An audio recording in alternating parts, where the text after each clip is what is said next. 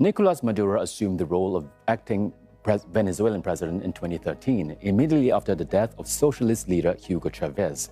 Shortly after, he narrowly won a special presidential election and has ruled the country since. Nicolas Maduro wasn't always a global figure. Born in 1962, he grew up in poverty in Caracas, Venezuela. Before politics, he worked as a bus driver and union organizer, rising slowly through the ranks of labor movements. His early life was rooted in the struggles of the Venezuelan working class, a humble beginning that would later shape his political identity. Maduro aligned himself with Hugo Chavez, a fiery leftist leader who championed socialism in Venezuela. When Chavez died in 2013, Maduro, then foreign minister and trusted lieutenant, succeeded him as president. At first, he was seen as the heir to Chavez's Bolivarian revolution, a defender of Venezuela's poor who vowed to continue Chavez's legacy. But over time, Maduro's presidency would be marked by economic collapse, mass protests, and growing allegations of corruption. Under his rule, inflation soared. Basic goods became scarce, and millions of Venezuelans fled the country seeking a better life. As years passed, Maduro's leadership became increasingly authoritarian, cracking down on dissent and consolidating control over the military and government institutions. What began as a continuation of Chavez's vision evolved into a polarizing and controversial era in Venezuelan history. One of the most explosive claims against Maduro is what US officials called the Cartel of the Suns, a supposed criminal network involving senior Venezuelan officials and members of the armed forces accused of facilitating massive drug trafficking operations. According to US prosecutors, this wasn't just a loose group of smugglers. They allege it was a state-embedded drug trafficking organization, using Venezuela's military infrastructure, ports, and airfields to move cocaine into the United States and possibly Europe.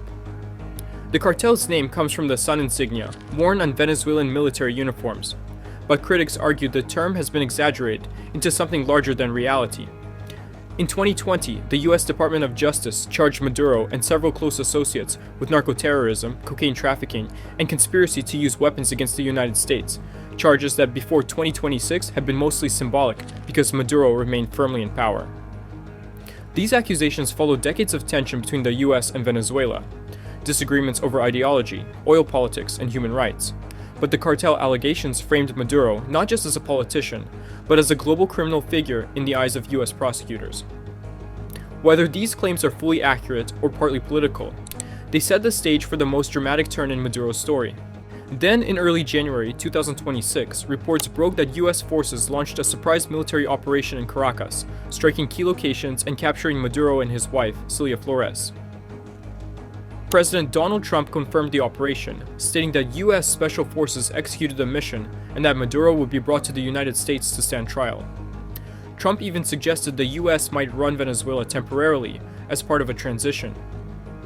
The scale of the operation was remarkable. Military aircraft, special forces units, and coordinated strikes were reported around the Venezuelan capital. Maduro and Flores were apprehended and transported to New York, where they were arraigned in federal court on charges including narcoterrorism and cocaine trafficking.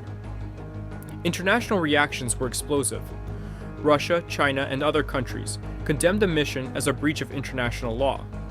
The United Nations discussed it as a dangerous precedent in global affairs.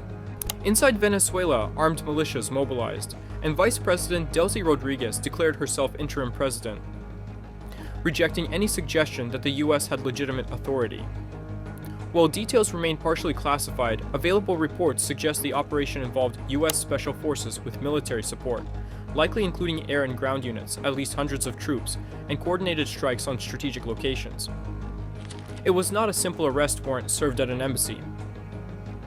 It was a full military action, with law enforcement intertwined with tactical military support, a rare move in modern international operations. The US strategy relied on surprise, speed, and overwhelming force to minimize resistance. Maduro was reportedly intercepted before he could reach a safe room, while his wife sustained injuries during the raid. This use of force raises questions about sovereignty, legality, and international norms, questions that critics and scholars are still debating. Some call it justified enforcement of criminal law. Others view it as a blatant act of aggression. Central to the US case against Maduro isn't just drug trafficking. It's allegations that he used state power to facilitate it. Prosecutors claim he and his inner circle oversaw networks linking Venezuela with foreign cartels, including Colombian guerrilla groups like the FARC, Mexican cartels, and other criminal organizations. The accusation paints a picture of government officials enmeshed with illegal actors, using military logistics, diplomatic channels, and Venezuela's oil infrastructure to move drugs and launder profits. Whether these alliances were formal or opportunistic is a matter of intense debate, but the US indictment treats them as deliberate, organized efforts. Maduro's defense rejects these claims outright, saying they are political smears designed to justify foreign interference and control over Venezuela's abundant oil resources. Maduro has denied all wrongdoing, calling his capture a kidnapping and political attack. Before becoming president in 2013, Maduro was a loyal Chavez ally with deep roots in Venezuela's political machinery. His early work as a union leader built his reputation among working-class Venezuelans. As foreign minister under Chavez, he managed diplomatic relations and expanded Venezuela's influence within Latin America. But as economic problems worsened, inflation, shortages, public unrest, Maduro's reputation took a hit.